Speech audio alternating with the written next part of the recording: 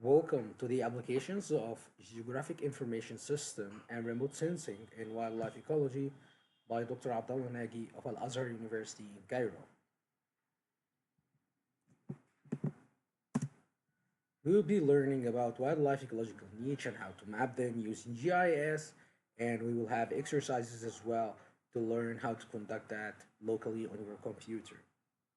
First of all, wildlife ecology is a scientific study of the interaction between wild animals and their environments. So it's an interaction between two components. The first is a living component and the other one is a non-living component. These two components, living and non-living, can be synonymized into biotic and abiotic factors, which is the living and the non-living things and the interactions between them. This is what wildlife ecology is about, how these living organisms live according to the non-living things that affect them. And examples for biotic and abiotic factors would be biotic factors can be frogs, gazelles, turtles, or even a relationship, a biotic relationship such as competition, predation, even reproduction. This is abiotic factors. What are the abiotic factors? On the other hand, would be sunlight, temperature, precipitation, or even humidity. Let's explore how these abiotic factors can affect the first example in the biotic factor. So we selected frogs, and we would like to see and explore how sunlight is affecting frogs. We know that frogs are nocturnal animals. That's why the absence of sunlight is good for them, but the presence of sunlight is not good for them. They are not active during the day, they are active during the night. So this is a daily impact of sunlight. Sunlight as well can affect the food, which is another biotic relationship. But temperature affects frogs seasonally. So frogs are more abundant and active during the spring and the summer season, while during the winter they are hibernating because the temperatures is very low during the winter. That's why it's not suitable for them to live. Also, precipitation and humidity represents a water gradients. Water gradients are very important for the frogs because we know that most of their life cycle has to be in the water since they are amphibians. So they need water either from precipitation or from lakes or from anywhere else, and also humidity. Not all the species prefer humid areas. Some frog species prefer a little bit arid areas. So let's explore how the biotic and the abiotic factors interacts together to produce what we know as an ecological niche. An ecological niche is a set of environmental factors and a set of interspecies relationships. So if we look at the right hand side, we would see that the fitness of the species on the y-axis and an x environmental gradient on x-axis. So the environmental gradient can be anything from the biotic or abiotic factor. Let's replace the environmental gradient with temperature. So we have two organisms here.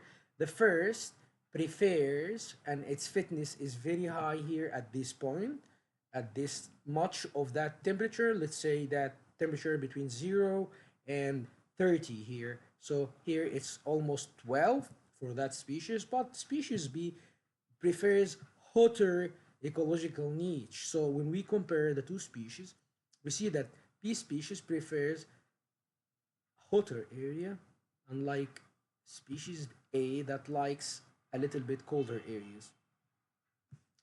And the ecological niche is not just a simple relationship between the fitness and one environmental gradient. This environmental gradient can be in number. It can be any number of variables or of gradients or of factors that affects the fitness of that species that we are studying. So let's have another example from three species of frogs. Now we have more than one species, but along one gradient, which is a mean annual temperature, and the relationship as we can see that the first species here prefers temperature of 7, and that species prefers temperature of 17, but that species have bimodal response. We see here it prefers 15, but here it prefers like 23 point half or something. So why that species have these two beaks? This can be that when we sample that species, we sample it in two geographic locations, one here and one there. That's why they have two preferences. And we notice also that that species density of occurrence for that one is overlapping with the other species. And that niche overlap is the source of competition between species. When we understand this kind of overlap, it would be easier to understand the relationships such as predation, such as consumption, or something of that ecological relationships. As we said, life is not that simple. It's not just one factor that affects the density of occurrence of whatever species, but it's in dimension of factors. Let's have more than one factor. We are looking now at three factors, which is temperature, light, and water. And we would expect here at that this area to be suitable for the species, and we call it the fundamental niche, which is areas, a geographic areas that has a combination of the water, light, and temperature that we could expect that the species could exist in this fundamental niche. But when we survey and visit the habitats, we would find that the species is occupying that much, which is a realized niche, which is a smaller part of the fundamental niche. And basically, the difference between them is that the expected niche represent the expected results, but but the realized niche represents the observed results in the field.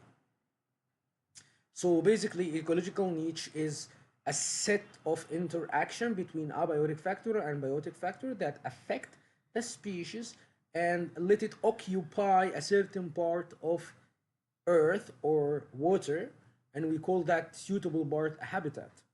So ecological niche can be a geographic area with suitable interactions, or we can call it habitats. And to sum up in one simple word, which is كل ميسر لما خلق له, as Muhammad sallallahu alayhi wasallam said, Allah has given each creature the perfect abilities to fulfill its role in life or in ecosystem.